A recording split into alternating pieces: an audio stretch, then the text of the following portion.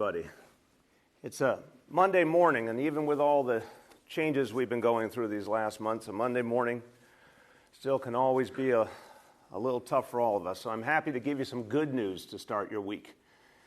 It's important to think about this whole fight we're in the middle of and how many times we've had to emphasize that it's a long battle, there are no shortcuts. To get where we need to get, to really beat this disease back, is a long, intense process that everyone has to participate in. So the good news I'm going to give you in a moment is about how we make that easier for all of us. Everyone's been doing a great job. Every time I'm going to say thank you to all of you for everything you're doing to practice social distancing, to shelter in place, to help each other. It's been absolutely outstanding. But it's not easy. And it's taking a long time.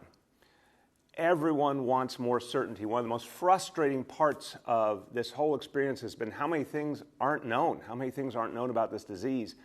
We constantly feel like we're fighting an invisible enemy, but not only an invisible enemy that we just don't have enough information about.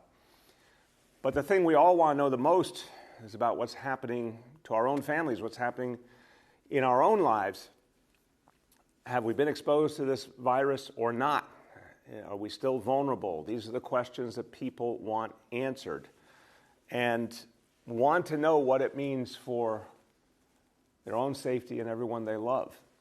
And we know the question has always been from the very beginning. This goes back to when we first talked about COVID-19 back in January. The question has always been testing. How are we going to get the testing? How are we going to be able to get answers? Even with this difficult adversary, this mysterious adversary, how do we at least get less mystery about our own lives and get answers through testing? So testing is the way forward. And it's been a long fight just to get the testing we need, the ability to give the tests. But today we have good news. Today we are beginning to see an easier process for testing. And I'm going to talk about it by putting it in context of what I experienced Saturday in the Bronx at the Health and Hospitals Gotham Community Testing Center in Morrisania. I went up there to see how the testing was being done, to see how our extraordinary healthcare workers at the front line are giving people answers, helping them get clarity, figuring out with them what they're going to do next based on the results of the test, making a lot more testing available in the places hit the hardest, like the South Bronx. So we all know that a few weeks ago, we were just trying to save our hospitals, save lives. We couldn't put together the personnel and the PPEs and the test kits and all to do community testing, but now we were able to over this last week or more. And so as of this morning, there will be 8 health and hospitals community testing sites around the city, open for business. And since we started this initiative a couple of weeks ago, even less than a couple of weeks ago, there have been now over 5,000 tests at the H&H sites, another more than 2,600 tests at the sites we've sponsored with Local 1199 SEIU, the Healthcare Workers Union, and One Medical. That number is substantial, but now we're going to be taking it up. It'll be 10,000 tests per week or more at these community-based sites, and we want to keep ramping that up. But the challenge has been, and I saw this with my own eyes on Saturday, that the test process we've known up to now, the test kits that were used, which had a specific long swab and it required a trained medical professional to administer the test, not fun and easy. Very long swab, had to go way up into someone's nose, had to be handled a certain way, kept in a certain environment to be sent on to the lab. This was a more elaborate process, and not only slower, more elaborate for the patient, but for the healthcare worker, a challenge in many ways. And our healthcare workers have gone through so much already. But realize, even in the testing process, how much they had to do.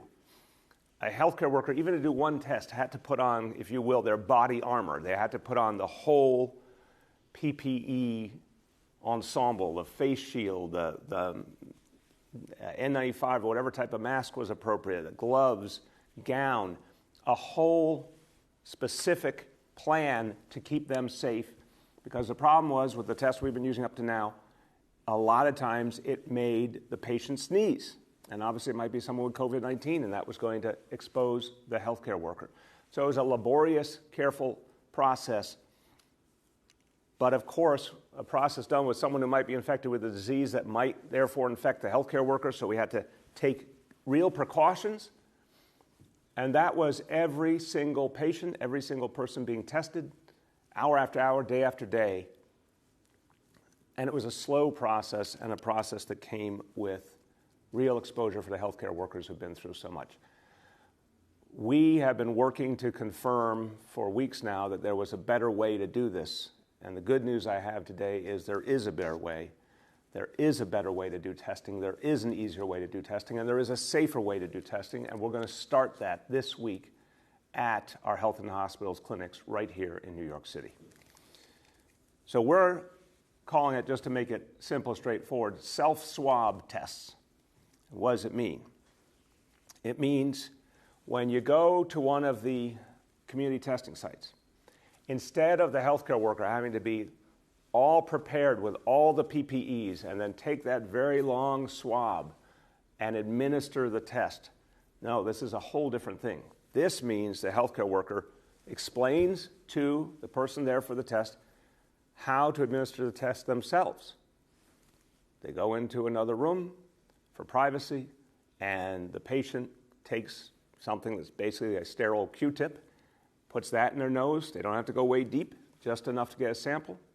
They, forgive my bluntness, they spit into a cup, and those two samples provide enough information for the testing to be done.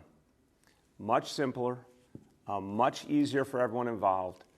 No chance to cause the same kind of sneezing that long swab way up the nose does. Simpler, but also safer, especially for that healthcare worker, so many of whom have been putting their lives on the line now for weeks and weeks. So when that's done, just like we've all experienced, many of us at least at doctor's offices, you hand a sample over to a doctor, a nurse, a healthcare worker, you do the same here. The clinic or the healthcare provider sends it off to the lab to get the results. Now, this is simpler, this is better. This is something we're going to start using now aggressively because it'll improve the situation for everyone. We need partnership from the private labs that do the processing. We're engaged in these conversations with them already. We need them to step up. What our healthcare leadership here in New York City have told us is it's a very similar process to what they would do with the current samples. Doesn't take a lot of modification, but we need the private labs to agree immediately to do this on a wide scale. We have enough to get started, but we want to make sure we do this on a wide scale. So I'm asking the private labs step up, make the small alterations necessary to be able to take these simpler tests. I think that will be a step forward for everyone. For healthcare workers, this will be a simpler, better reality. Also, think about the PPEs that will now be saved in this process. They've been precious up to now, that personal protective equipment. We know it's been a fight week after week to make sure we had enough. This will mean we'll be able to conserve our supply a lot more and make sure we have it for everyone who needs it when they need it. So there's a lot of virtues here. It will also just take fewer healthcare workers to administer this kind of test because we'll get more done in the time we have. So it helps on so many levels and allows more healthcare workers to be at the front line where they're still needed so deeply. Now, it's faster, as I said. Right now at an H&H site, because you have to process each individual and explain what's going to happen and administer the test, and everything has to be done very methodically, they can do about 15 tests per hour for each healthcare worker taking the tests. But 15, I shouldn't say per person, per site, 15 tests per hour. With this new approach, that will go up immediately to 20 tests per hour, and then we'll keep expanding from there. Again, we need help. The private labs, we need them to really get with this new approach quickly, to help move it forward, because this will make everyone's lives easier and faster, and this will give more people answers, and it will simplify and clarify our steps forward as we move into that test and trace period in the month of May. But we also still need the federal government. I don't want anyone for a moment to think this means the federal government doesn't have responsibility. They still do. And the big question now, and again, testing has been the big Achilles heel of the federal government from the beginning. But here's a chance to get it right. Use all the tools of the federal government to expand lab capacity so we can help New Yorkers, and this is needed all over the country. We need the supplies that go to those labs to make them work, particularly what's called reagents, which are part of the process of doing the actual analysis of each sample. There is still a crisis of supply affecting the labs. We still don't see the federal government owning this problem to the extent they need to. It's been the same story from the beginning. Not focusing on testing when we needed them to, and then even when everyone became clear that testing was the answer, we don't see the federal government using all its powers, all its tools to secure the supply chain, to make sure the test kits originally and the lab capacity is there. That needs to be fixed immediately so we can take a big step forward in May. Now remember, the more tests you do, the faster you move towards low-level transmission of this disease. It all starts to come together. Expand testing rapidly, more and more of the contact tracing, more and more getting people to isolation who need it. That's what May is going to look like. But this is actually going to help us speed that up markedly to be able to do a simpler kind of test. One day, and I think it is possible, we'll be able to test everyone we need to. Again, we cannot do it without federal help. But one day, if we do this right, we'll be able to reach everyone we need to on any given day. And you'll see an extraordinary correlation of how every step towards that day connects with pushing back this disease. I'm not saying it's going to be perfect. I'm not saying it's always going to go in a perfect straight line. You've seen with our indicators, and we'll get to them in a minute, things go up, things go down. Sometimes we'll have setbacks. That's part of life. But so far, New Yorkers have done an extraordinary job pushing back this disease, and now the testing is starting to come into play. If we do it right, it may not be a perfect straight line, but it will be regular, consistent progress. The more testing, the more progress. This will help us achieve more testing. It's simple as that. So, of course, once you have the testing more and more widespread, you need that ability to trace the contacts of everyone who tests positive. And as we've talked about before, when we were tragically seeing the disease spread and spread and spread, we weren't able to do the contact tracing. We were trying to save lives, protect hospitals, deal with the most basic needs of people, but we couldn't build a whole contact tracing network that we wanted for something of this size. Now, the good news is we can. And that's what we're going to build in the month of May. A contact tracing network in this city like's never been seen before on a vast scale. So every time someone tests positive, immediately we can swing into action, figure out who were their close contacts, get those people tested to isolate anyone who needs isolation. So I'm announcing today that we are hiring. We are looking for talented, experienced health workers. So anyone out there listening to me now, watching this, or anyone who hears about this, if you have experience in the healthcare field, if you're ready to lend your talents to this fight, we need you, and we need you right away. We are hiring immediately, and we'll be hiring throughout the month of May. City of New York plans to hire 1,000 contact tracers immediately. They will be working with all the healthcare personnel we have already, and people we will train from a variety of city agencies to complement this work as well. But right now, we need 1,000 new contact tracers. We're getting great help from our Fund for Public Health, and I want to thank everyone at the Fund for Public Health for the great work you do, and all the people who support you and have donated to the Fund for Public Health. You're going to see that support come alive in a powerful way now as we fight back this disease here in the epicenter. But we want to get the word out to everyone that we need to hire up right away as this work begins. What will they do? The contact tracers, literally, they'll do the interviews to determine who were those key contacts. They'll follow up with those contacts. They'll arrange for each of them to be tested. Folks who need isolation, they'll make sure they're getting it.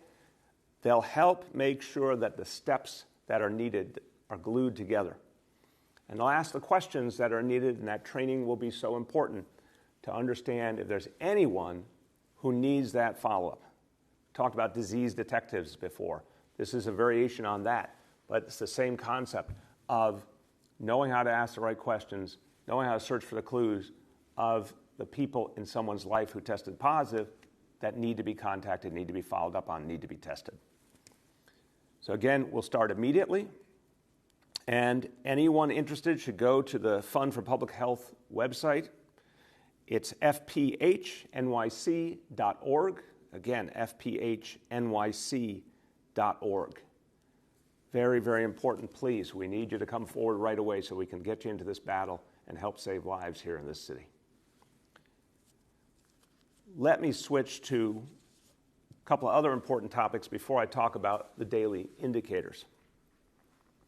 First of all, something so many New Yorkers ask about and care about, and it's important to everyday life, alternate side parking. Alternate side parking, in this crisis, we've seen something very unusual. There have been so many fewer people out, and obviously businesses closed, et cetera, that the reality why we need alternate side parking to begin with has been altered fundamentally. So we've been watching regularly. Our sanitation department is monitoring communities to make sure we don't want to see communities get dirty. We don't want to see anything that would undermine the hygiene of this city in the middle of a pandemic. Been very pleased by what we're seeing. Streets are staying generally clean. I know a lot of everyday New Yorkers are helping to make that happen, and I thank you for that. So as we continue to see progress, we can continue to pull back on alternate side parking. We've been doing it 2 weeks at a time. We're going to keep doing that for the foreseeable future, and we're going to judge each time what makes sense. But I am here to announce that we will suspend alternate side parking for the next 2 weeks, and that will take us to Tuesday, May 12th. Again, as we get close to that point, we'll have another update. Very important update I want to give now, and it's something that's been worked on for the last few days. The weather has been getting warmer slowly but surely. We've talked about the changes that when it gets warmer, there'll be more and more people outside. Gotten a lot of good questions from everyday New Yorkers and from the media and from elected officials. How are we going to balance this? Well, we're going to have a bigger plan for the truly warm weather in summer, but in the here and now, we can predict in the next few weeks, as we go through May, it will get warmer and warmer, more people out, more challenges. A lot of folks have asked good questions about what can we do differently. And I've said consistently we want to see if there's new approaches, but we have to make sure they're safe and we have to make sure there can be enforcement. City Council came forward, I think it was Wednesday, with a vision of how we could come up with a plan to open up more streets, do it over time, and do it in a way that was responsive to the core concerns we've heard from the NYPD, for example, about safety and enforcement. We've been engaging the City Council over the last few days with a very positive spirit because, as I said a few days ago, when you look at the history of the relationship between both sides of City Hall, we always come together in the end and find a solution. There's been a collegial, positive spirit, always, but particularly during this pandemic. And we share a lot of the same values. So the City Council has been absolutely right to say, let's keep looking for solutions here. And I want to thank them for that. I think it's been right to say, let's find a solution that helps open up space, but absolutely keeps people safe, because the first job here is to protect people's safety. So I want to announce today that we have reached an agreement with Speaker Johnson and the City Council. And over the next month, we will create a minimum of 40 miles of open streets. And then the goal during the duration of the COVID crisis, and we don't know how long that is, obviously, but as this crisis continues, we're going to all work hard to keep it as short as possible. But during this crisis, the goal is to get up to 100 miles of those open streets. And the way we will do it, we're going to focus first on streets in and around our parks. Very concerned about the streets on the outside of parks that oftentimes we're seeing that immediate area getting very crowded. That's an obvious opportunity. Those streets adjacent to parks are an obvious opportunity to open up more space, so we're going to work together to figure out how to do that. Some places we'll be able to expand sidewalks. Use the example of what we did over the holidays around Rockefeller Center, where you just open up the sidewalk space into the street more, but with the proper kind of barricades. Some streets will be more local areas that aren't necessarily where you have a major attraction like a park, but they are places where we can safely open up some space and have it be enforced. And another important piece of this discussion is early action bike lanes, where we see an opportunity to do more with bike lanes. Done some of that already in this crisis. We want to do more. So the focus here will be to focus, of course, same as we're doing with so many other things, where the need is greatest. So many communities that we already have identified have been very hard hit by COVID. Want to be particularly sensitive to implementing these kind of steps, working with the City Council, working with the Police Department, Transportation Department, Sanitation Department, Parks Department, figuring out all the right places we can do this. But first priority on the places hardest hit. And then, of course, figuring out where they'll have the biggest impact, where the most people are. So that's good news from the good work we've all been doing together with the Council over the last few days. Now, let me go into the indicators for the day. And I think today's indicators are broadly good. It's not the perfect thing we want, all down in the same direction, but broadly good. And we keep making progress in one form or another. I want to see more, and I want to see steadier progress for us to really be able to make some of the bigger moves we all would like to make. So the first indicator today, daily number of people admitted to hospitals for suspected COVID-19. This is obviously the root of everything. This one's down meaningfully from 144 to 122. That's very good. The daily number of people in ICUs across our health and hospitals, public hospitals for suspected COVID-19, that's down, but only a little, 768 to 766. Percentage of people who tested positive for COVID-19 citywide, stable. Not going in the wrong direction at least, but stable at 29%. The one place that was not so good, the public health lab tests, went up 46% to 55%. That is, again, an important measure, but it's a measure of a smaller group of people. When you composite the day, progress, but not enough progress, but it's a reminder, everything we're doing is affecting these indicators. Let's keep doing it. So, as I conclude, and I'll say a few words in Spanish, but first say, look, the test and trace plan we talked about a few days ago, this is really the key. It's going to be very aggressive. It's going to be large scale. This is how we take the good work that all of you have done, we supercharge it by finally getting testing on a wide scale, tracing people, isolating everyone who needs it.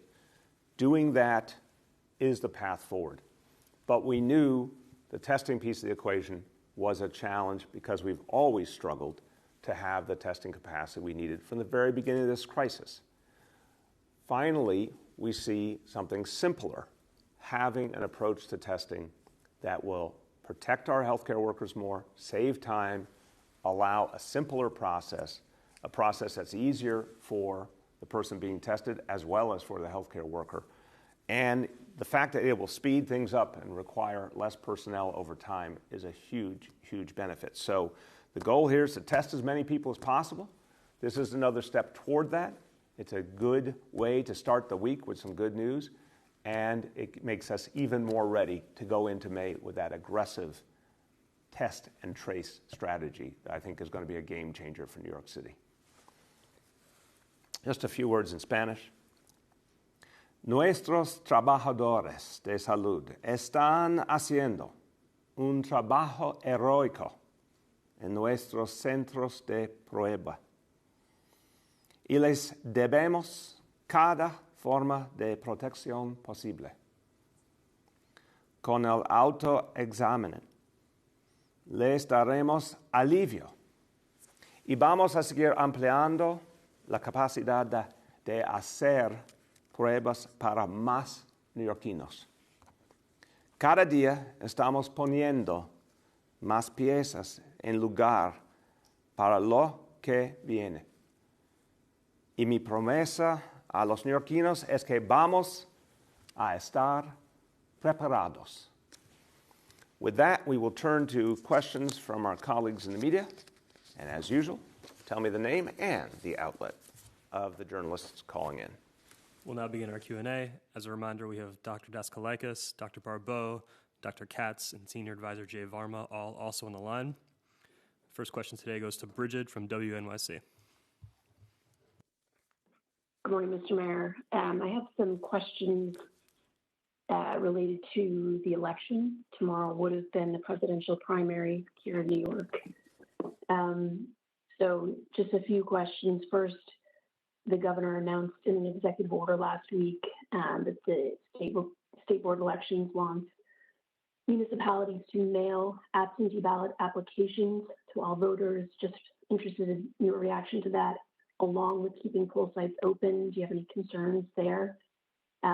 He also canceled the special elections for Queensborough president and city council, and I'm wondering your thoughts on that. And then finally, the State Board of Elections is meeting today and may cancel the presidential primary here in New York. Given that you were a supporter of Senator Sanders, I'm wondering about your thoughts on that. Thank you, Bridget. I think the absentee ballot approach is very much a step in the right direction. And look, Bridget, you've been very, very deeply involved reporting on these issues for years now. This state was way behind the country for a long time.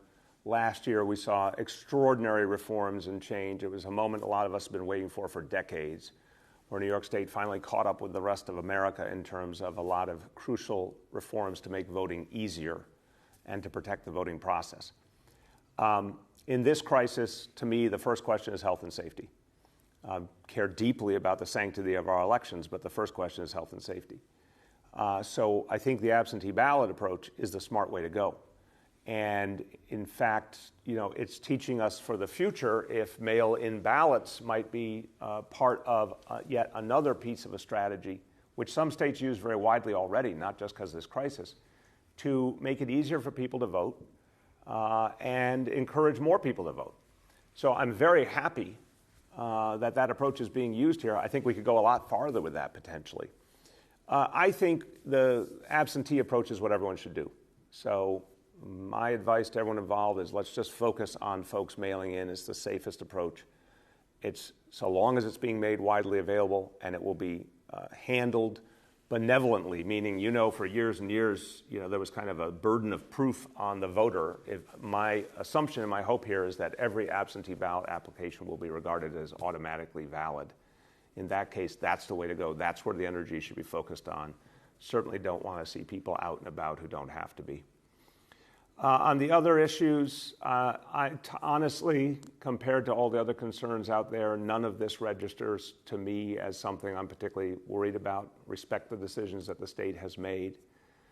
I was a proud supporter of Senator Sanders. He obviously made the decision to leave the race and support Vice President Biden. I think, that matter is closed.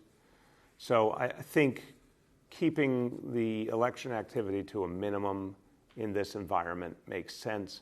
What I'm looking forward to is getting through this recovery the right way and getting our whole society back to normal and having elections again as an indicator of our renaissance, of our resurgence. But I think that's something that obviously is going to happen in the fall, not now. Next question goes to Andrew from WNBC. Mayor, how are you? Good morning. Hey, Andrew, how you doing? Good. I was wondering if you had seen some of the studies which show that outdoor transmission of this virus is extremely low.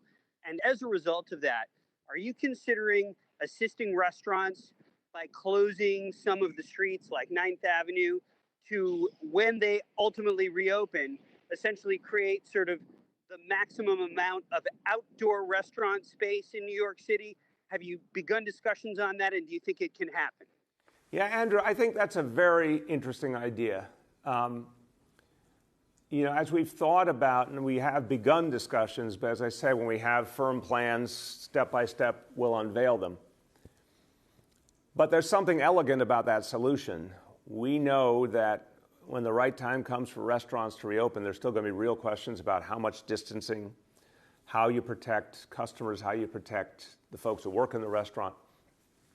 And clearly there could be advantages to having more of it be outdoors. You still have to have those precautions thought through and acted on. But there's something appealing about shifting more of the activity outdoors and adjusting accordingly, obviously, in terms of how we handle streets and sidewalks. So there's something very, very interesting there. Now, I have not read that particular study, to be fair, and I think one of the things we can say about COVID-19 is we get new information all the time and a lot of unknowns. But I'm very intrigued by that idea, and I want to see if it's something we can act on as we think about that piece of the reopening. I don't know if any of the doctors wants to comment further. Doctors, anyone? Sir, I'll just add that my team and I actually have begun those conversations to talk about ways in which we can provide clear guidance to New Yorkers with regards to maintaining distance while we are able to lift early some of the layers of social distancing, and certainly maximizing our use of outdoor space is one of those potential options, especially when it comes to restaurants. Okay.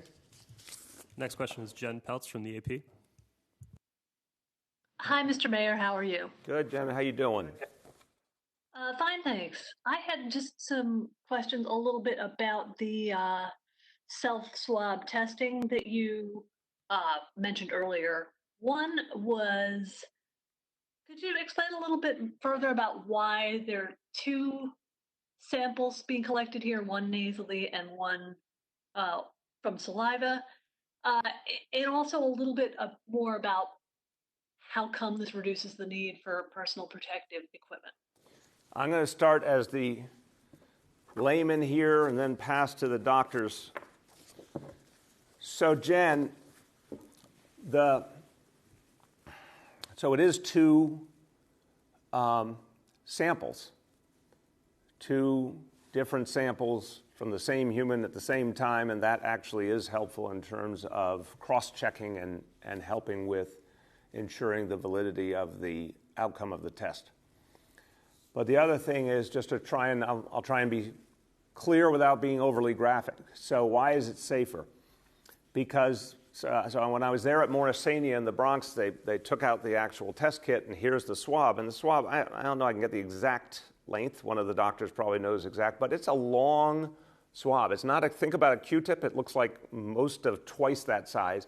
And the idea is to put it really deep into your nose in a way that a human being would have trouble doing themselves, but a medical professional can perform. But the problem is, it also causes for a lot of people kind of sudden impulse to sneeze. So you got a certain number of people who are going to be COVID positive. They're there with a healthcare worker, and their healthcare worker is right up close to them performing this test, and then the immediate reaction is someone sneezes right at the healthcare worker because they're right there in front of them.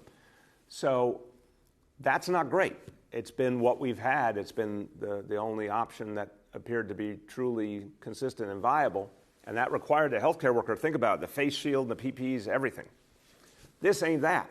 This is, like many of us have experienced at a doctor's office. They give you your instructions, and here's the sample cup that you spit into and you put the cover on, and here's the Q-tip, and bring it back and hand it over, and then they can package it and send it for processing. So it just takes away that close contact, that sneeze, the things that would create vulnerability for the healthcare worker. It's also, from what I've heard at least, has not been done to me, but from what I've heard, a lot more comfortable for the patient to not go through that deeper procedure. Doctors, that was my attempt to put it into plain English. You take it from there. I think you did really well, Mr. Mayor. Everyone who has the nasopharyngeal culture done, the one up their nose, almost always coughs and sneezes on the healthcare worker because it's so uncomfortable. So new methods are really needed. In terms of the multiple specimens, in some cases, we may be able to do it just with a nasal swab, just swabbing the front of the nose, something that the patient can do under the supervision of the healthcare worker. As you keep saying and teaching people, we're learning new things about the disease all the time. We may find that adding sputum, spitting, does improve the test characteristics or doesn't make it different enough. So we may just be doing the swabs. But I think the big point, which you've made so well, is that this will be safer testing. It'll be more comfortable testing for the patients. It will enable us to do more testing and reach your goal of being able to open the city safely with enough data to be sure that we don't have large outbreaks in the future.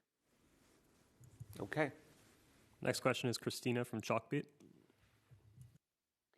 Hi, Mayor. We have seen some reporting that the DOE is considering a grading policy that many advocates think is unacceptable. They don't want to see any grades for high school, and they want assurances that every student will graduate from high school this year.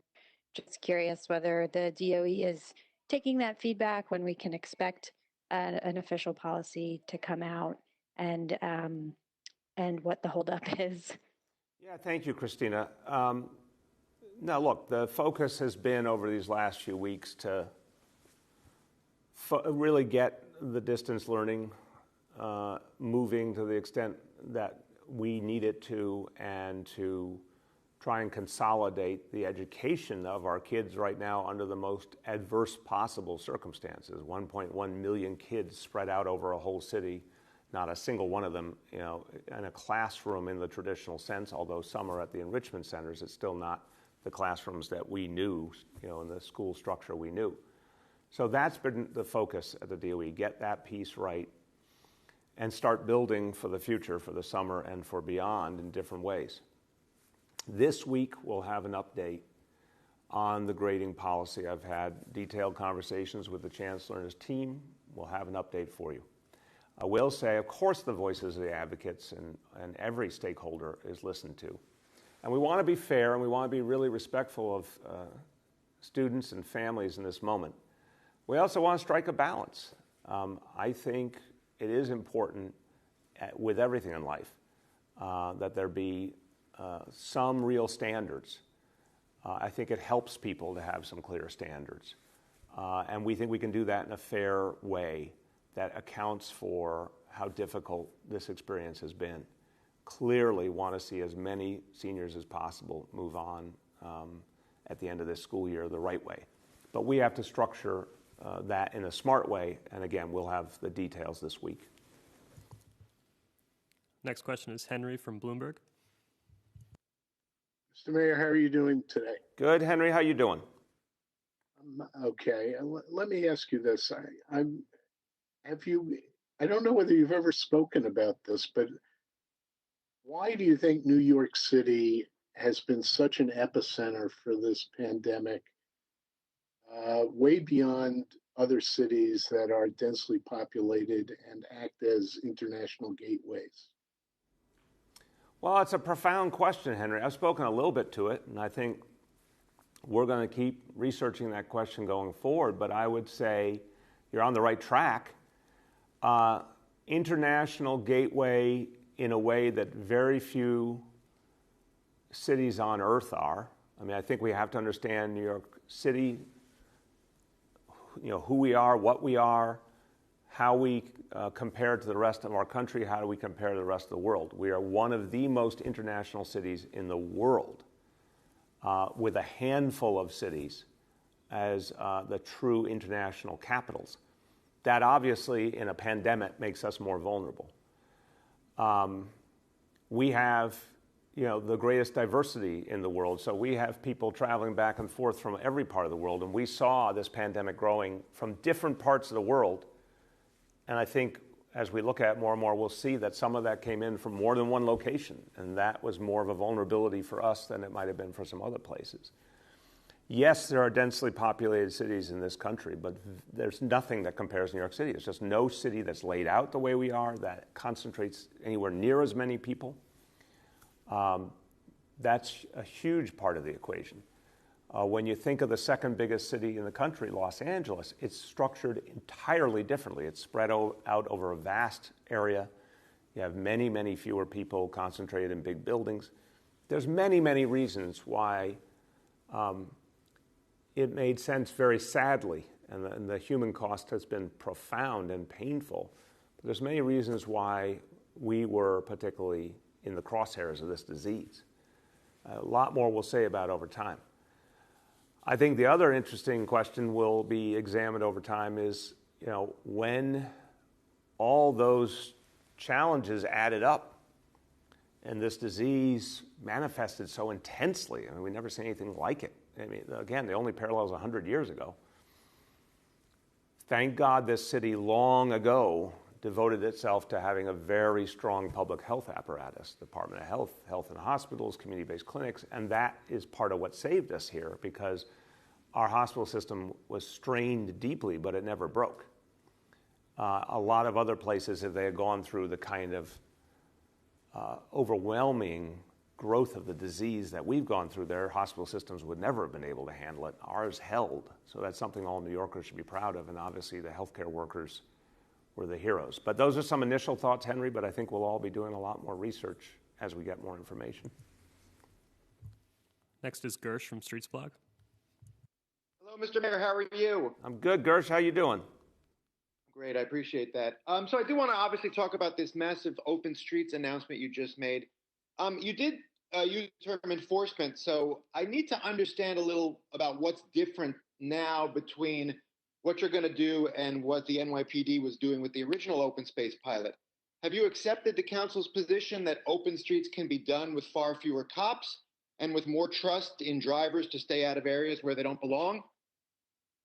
So I would say it this way. I mentioned, I think, in one of these settings, it may even have been in answer to one of your questions, I had a long conversation a few days back with Commissioner Shea and Commissioner Trottenberg, and we went deeply into the question of looking at each of the plans from around the country, something you and others have asked, Oakland, Minneapolis, et cetera, things happening around the world, and our comparison to New York City and what it would take here.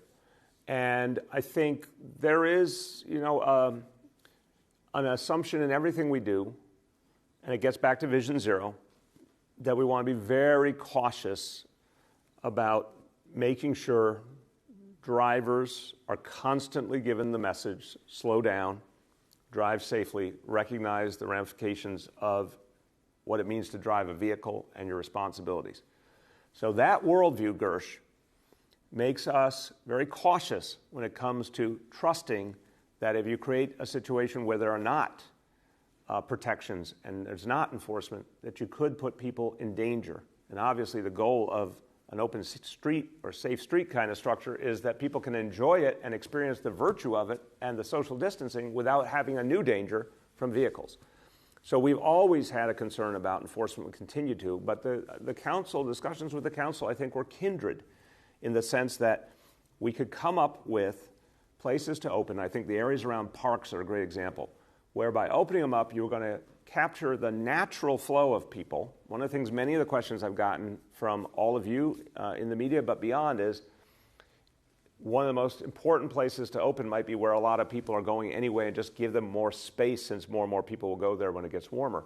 That also is actually a more straightforward enforcement dynamic than if you're trying to open a bunch of places all over.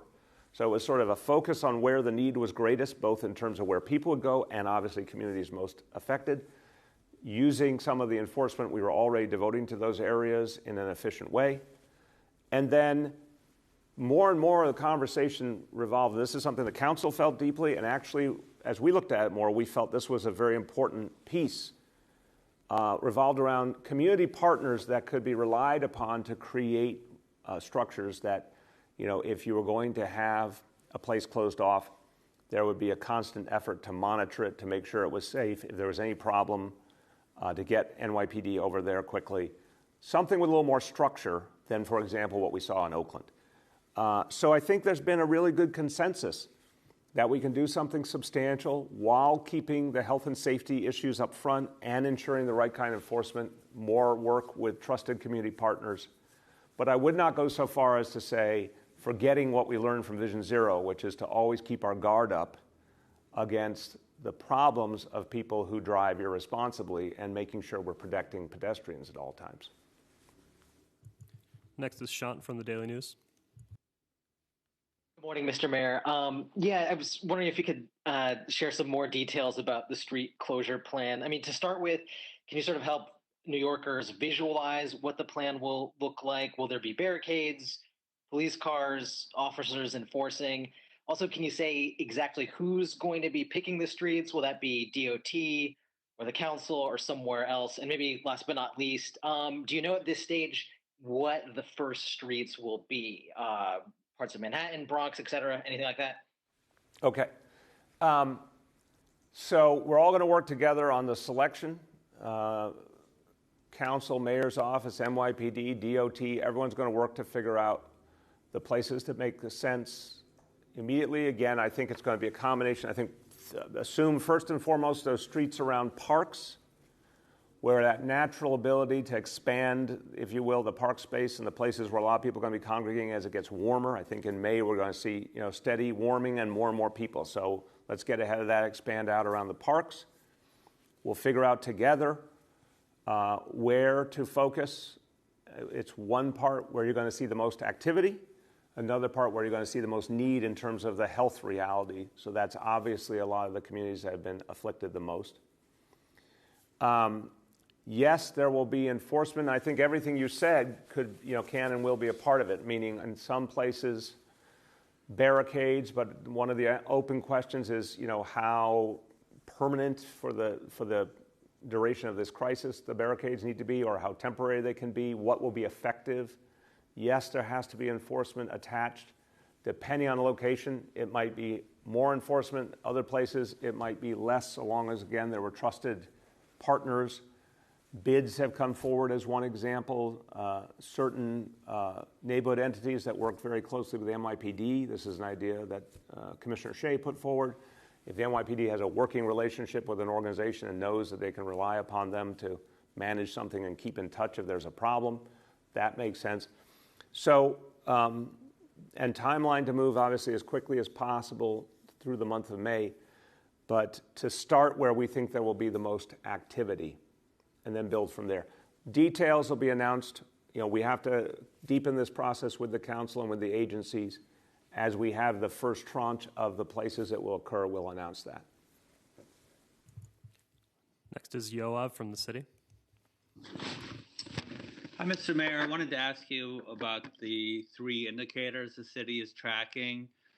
For the percentage of people tested who are positive for COVID-19, why are you guys separating out the public health lab? My understanding is that that's a very small subset.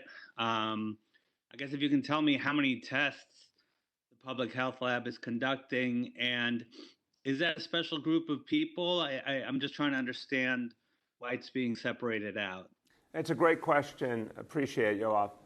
So the indicators, I'll start and I'll turn to Dr. Daskalakis and Dr. Varma to speak about this. The indicators were developed because we wanted everyone to be able to see in common where we were going, but there was real concern that, and I think this is playing out in certain states right now in a very troubling way, that if you either didn't have clear, transparent indicators, or you used the wrong ones, or you didn't give them enough time to develop, you could really set up that horrible boomerang scenario where the disease reasserts. And the disease reasserts, I have no words for how much of a problem that would be if it reasserted in a strong way, both in terms of the people who would be in danger and the lives that might be lost, but also setting back any effort to get to normalcy. I've said we're not going to be in a perfect straight line on our path back, but we need to keep it as tight as humanly possible. So having these indicators, it was a conservative act to choose 3 indicators. Again, Yoav, you'll appreciate this. On this matter of how and when to reopen, I'm a conservative. I'm a proud conservative in this matter only. But the getting it right, being cautious, being smart, looking for the correlation of the indicators, that was the underlying value.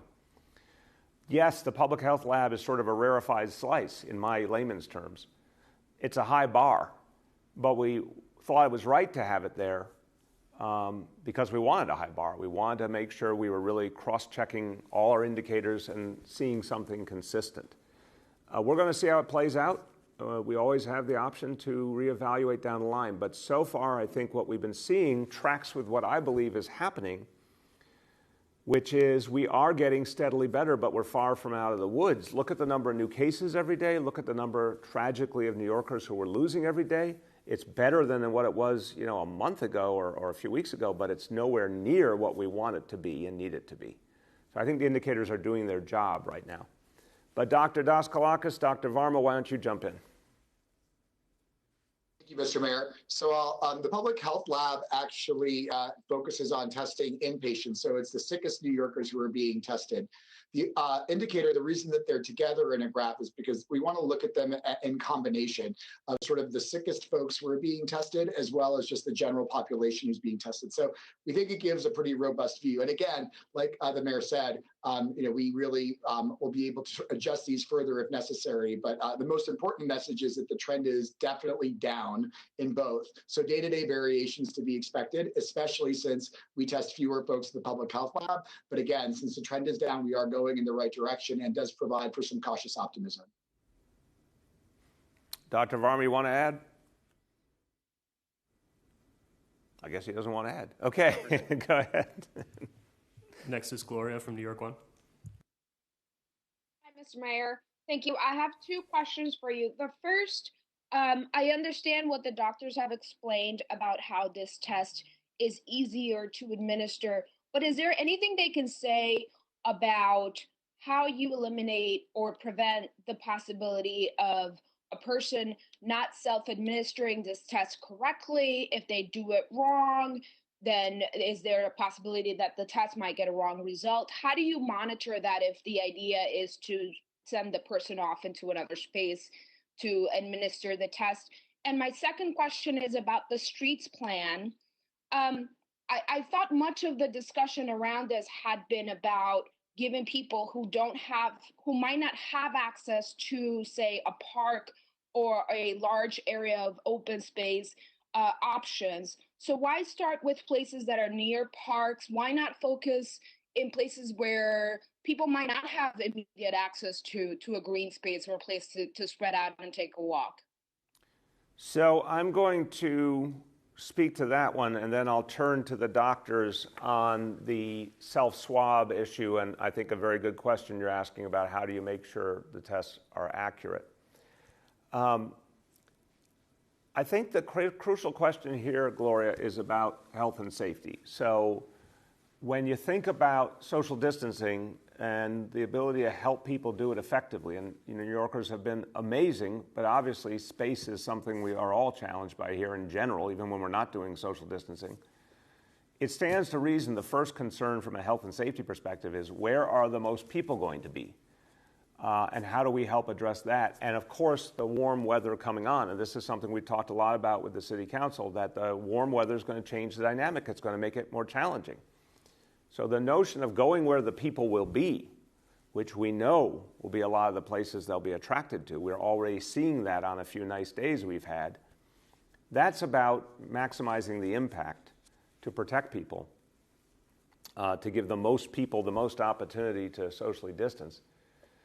Again, there'll be a focus on making sure we can do it the right way and enforce it, and there is an efficiency to focusing on the places we're already doing a lot of enforcement and just building them out more, if you will.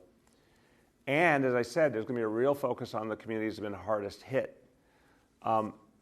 Every community in New York City has some kind of place for recreation. It's by no means even and equal, but every place has some places, and folks do congregate all over the city, every kind of community in those places, so it makes sense to focus there. I think as we think about expanding outward, it'll all come back to where can we find those local partnerships that we can trust to make sure that people are safe. Again, different from the Oakland model, which was, I think, a more honor system kind of model, as I said, we want something more backed up by a structure and by monitoring and then by enforcement when it's needed. But we can do that in a number of communities, obviously, so that'll be an option as well. But I think the first concern should be to think about where the most people are going to be, how quickly they're going to be there, and try and get there first, and that's around the parks. But we'll do these other pieces as well. We're talking about a substantial amount of space that'll be addressed, and we'll work with the council on those priorities for sure. Let me turn to the doctors on how you make sure the self-swab test is done accurately. Mitch, you want to start? Yes, sir. Thank you. At least in the beginning, we will not be asking people to go into a separate room. What we'll be doing is setting it up so that they're looking into a mirror and the healthcare worker is behind them, thereby protected from them, the healthcare worker being sneezed at or coughed on, but they'll be able to observe in the mirror and help to instruct the person on how to do it. We may be using, for healthcare workers who need to be tested and who are therefore very familiar with the procedure, we may allow them to go into a separate room. And as you keep saying, as we learn more and more about these diseases and these technologies, we may be able to liberalize it. But I think in the beginning, it is appropriate that a healthcare worker be observing it, but way less risk to that healthcare worker.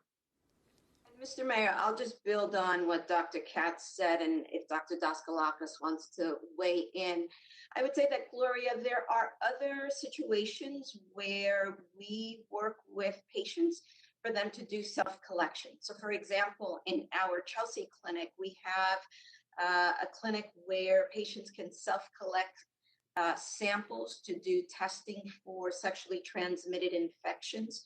We provide patient education materials that easily walk them through step by step how to conduct the self-collection to make sure that we have samples that we can test accurately. Good. Okay. Next is Nolan from the Post. Mr. Mayor, can you hear me? Yes, Nolan, how you doing? I'm all right. How are you? Good, man. I have a couple of questions on two separate topics. The first of which is I was wondering how your own personal experiences in the park changed your mind or decision making when it came to opening streets around parks. I know when I've been riding my bike on the weekends, especially along Kent, the streets and the sidewalks have all been packed with people. I'm wondering how your experiences in the park shaped any change in decision that you made. And secondly, you've repeatedly talked about the importance of testing throughout the entirety of this crisis. The New Yorker published a story yesterday that said that in early March, you were brought a proposal to test flu swabs that had already been taken to see if they contained coronavirus. I'm wondering if you can comment on that story and why it took your administration, according to the story, the better part of 3 weeks to okay that proposal. So on the first question, Nolan, I've been watching carefully as I've gone around the city and tried to always check to make sure that I was watching for how much people were distancing, as we told people it was important to use face coverings, how much people were using them, all these different realities, how much people appeared to be out versus, different points. And that's part of why I've been praising New Yorkers throughout is I've just been really moved and impressed by what I've seen. It's been so consistent how much effort people are going to distance and how much adherence there is to the face coverings. There's more to do on that front, but still it's pretty remarkable. And when you think about the places I've gone, when I've gone to different public hospitals or voluntary hospitals, I was at Rumsey in Staten Island, Kings County Hospital, Bellevue, Elmhurst, Lincoln, looking around the neighborhoods as I was there.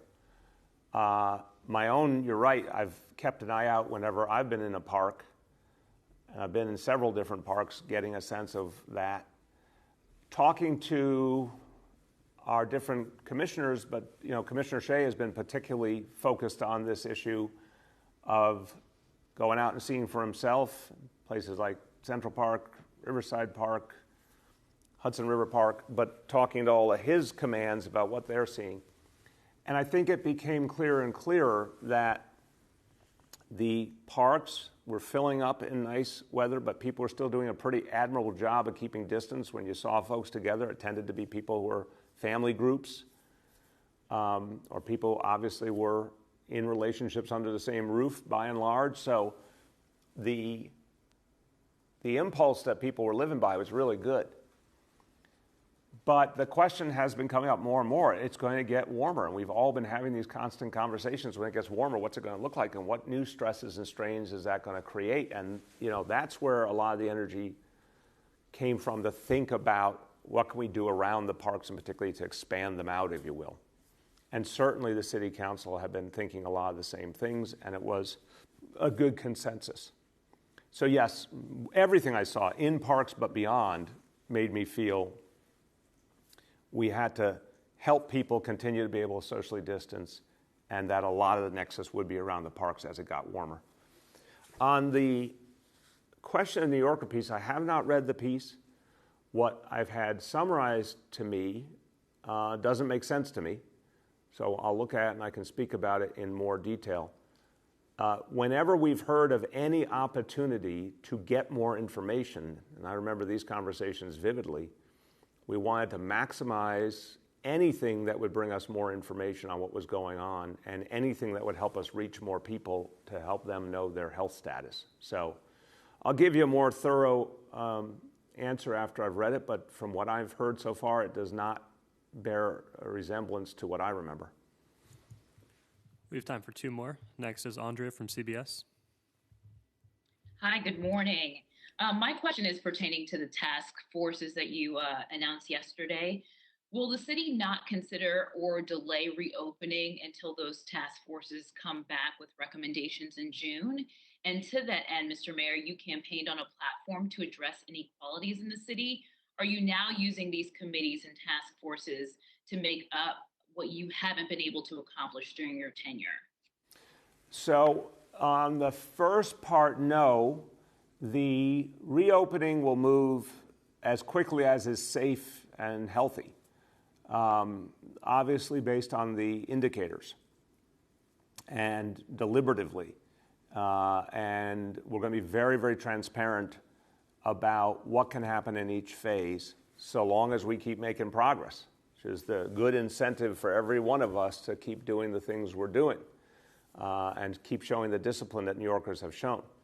So no, these groups will come forward immediately to work on both issues of the immediate restart and the bigger recovery. I've said with those sector-specific groups, for example, we'll have one for small business, we'll have one for larger businesses. We're going to start meeting with them right away because we need their input as we're figuring out restarting plans. Obviously, we want to hear from the people who will be most affected and the people who know their businesses best and their employees best. Think about the fact that May is our first chance to even begin any kind of restart. That will depend on the indicators going in the right direction, and it will require careful, smart efforts. And then you test them, Andrea. You do some relaxing, say, of a particular rule, and then you watch the impact of it. Is it working? Is it enforceable? So that's all going to play out starting in May. These groups are going to be meeting in a matter of days to give us initial input, and then they'll keep giving us input throughout. That June 1st initial roadmap that I'm expecting from the Fair Recovery Task Force is to set some parameters on how we're going to go through a bigger recovery process and do it in a way that actually helps us address some of the real disparities we've experienced and have a smart and effective recovery that reaches all. So we'll get that on June 1st. We're clearly not going to be all recovered by June 1st, so that will be more than timely. So no, none of this slows down anything the whole rest of the government will be doing. It augments and advises and gives us more perspective. To your other question, no, I'd say the reality is 6 years we've been fighting inequality, and in many ways that have been profound. I mean, hundreds of thousands of people came out of poverty as a result of these initiatives, and obviously now many hundreds of thousands of kids got pre-K, and I could go through a whole list of things that have happened that have changed the lives of New Yorkers. No question that that was the right direction. Also, no question that didn't solve inequality. No one said that that's enough to solve the fundamental problem. We just have to keep fighting. We have to keep going deeper. Now, I think this moment is a transformational moment. The first and foremost is to protect the health and safety of all New Yorkers and to rebuild an economy so everyone can get back to work. But remember that comparison, I say it with the deepest humility, Andrea, that this city was in another crisis, 80 years ago, that really paralleled some of what we're going through now. And New Yorkers led the way. And instead of saying we're going to repeat what we had before, including the mistakes we had before, they were devoted, led by giants like Franklin Delano Roosevelt and Fiorello LaGuardia. They were devoted to bringing us back, but making our society better and fairer at the same time. That's what I aspire to start. I've only got 20 months. But in those 20 months, we're going to take some very big steps in that direction and then leave the city a clear, bigger roadmap of where we go from here. And I believe these actions can take another big bite out of inequality and move us forward. Last question for today goes to Alan from 1010 Wins. Good morning, Mr. Mayor. How you doing? Good, Alan. How are you? I'm fine. Two for me. The experience needed for those 1,000 contact tracers the city is hiring, and what does it pay? And then the second one, we have groceries, pharmacies, essential businesses have been open now for some time with the new standard, the mask, the gloves, the social distancing. When do you see other businesses opening with the same protocol? It seems that maybe there are other businesses that could open right now with the right precautions. Let me do the second one first. Alan, I would be careful about that. And I think, again, there's a bit of a tale of two cities going on here in this country. The places that seem to be putting, economics ahead of human lives, and then those of us who are trying to focus on the health and safety of people first, and then build out our economic restart from there.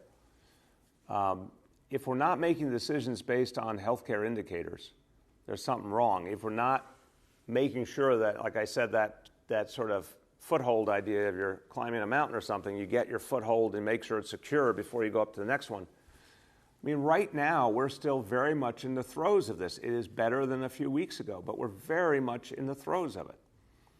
And, we're not going to make a sudden move that sets us back. So when you talk about, what could you reopen safely, we want to be very smart about that, because imagine for a moment, you start to reopen a lot of stuff and people start to get looser and they don't do as much social distancing and they don't wear as many face coverings. Now the disease starts to spread again. And here comes that boomerang. We can't have that. We have to believe that when we have that jump off moment, it's one, we've really seen the indicators go down. Two, that handoff I talked about to the testing and tracing. Remember, the testing and tracing is like an offense. It's like a fight back against the disease, because you're finding people proactively, identifying who has it, and then tracing the people in their life and getting them testing, and everyone in isolation gets it. That apparatus is being built right now. That's going to empower us, if the indicators are with us, to open up more, because we're pushing back the disease constantly through that effort. So when you get to that kind of point, yeah, you can say, here's some places we can start to open up. And yes, as you said, with face coverings, with gloves in some cases, whatever it might be, with distancing. But I wouldn't suggest that just those precautions solve the underlying problem. I think we have to make progress on the root cause here and then start to open up slowly but surely. And the better we do, the faster we open up, the more we open up. On the question of the contact tracers, and I don't know if there's someone on the phone of our doctors who can answer right away, pay levels and things like the questions Alan asked. If Hold on, I've been handed a note. I guess I can answer this because I've been handed a note. Thank you, Freddie. So the pay, the annualized pay, would be in the $55,000 to $65,000 range. So we're talking about folks who have some kind of healthcare background and can come on board, and that is the range. But we'll get more details out. Unless one of the other doctors can speak to any of the other specifics of Alan's question, what I can say is we're hiring right away, and the details will be online at the Fund for Public Health website. But unless one of the other doctors has something to add, let me give him that chance. Okay, so Alan, that's some initial information, but we will get more to you today, and we'll put it up online today on so everyone can see it. Okay, everyone, look, as we conclude, I do want to say a very pleasant thing to have a good Monday morning, and we're having a good Monday morning. We're taking a big step forward here with testing. The fact that we can do testing now in a simpler, faster way is going to improve everything. It's going to allow us to fight back better and faster. It's going to protect our healthcare workers more. It's going to be a better experience for everyone who gets tested, too. Not a minor matter. That's a really good thing. I spoke to some of the folks online at the Morrisania Clinic in the South Bronx on Saturday morning, and you're not surprised to hear they were anxious. They were worried. They were worried for themselves. They were worried for their families. The test was going to be a moment of clarity and definition, and the test was going to tell them something. And I talked to the healthcare workers. They were outstanding. I want to thank everyone at the Morrisania Clinic. They really, really impressed me. What they said is, people, of course they want answers, and they want to know what to do next, especially if you test positive. How do you stay safe? How do you keep your family safe? How do you isolate? If you test negative, you still have to take precautions. So the fact is, anytime we can make that simpler, people are going through a lot. They're worried.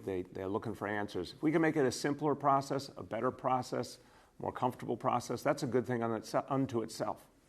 But imagine now the ability to get a lot more tests done, simpler, less danger to our healthcare workers, thank God, and something that allows us to move forward without being dependent on some of the sources we used to be dependent on. Again, that does not mean we no longer need the federal government. We do, because we still need the lab capacity. And again, to the labs, help us out. This test is going to make everyone's life better. Join us in that effort. To the federal government, work to make sure the labs are doing that. Work to make sure we have all the supplies we need at those labs. We expand lab capacity. Testing, testing, testing. When we can do this truly on a bigger level all the time, that's when we're going to be able to beat back this disease even more. So a good step in the right direction today, and a lot more to come in the month of May. Thanks, everyone.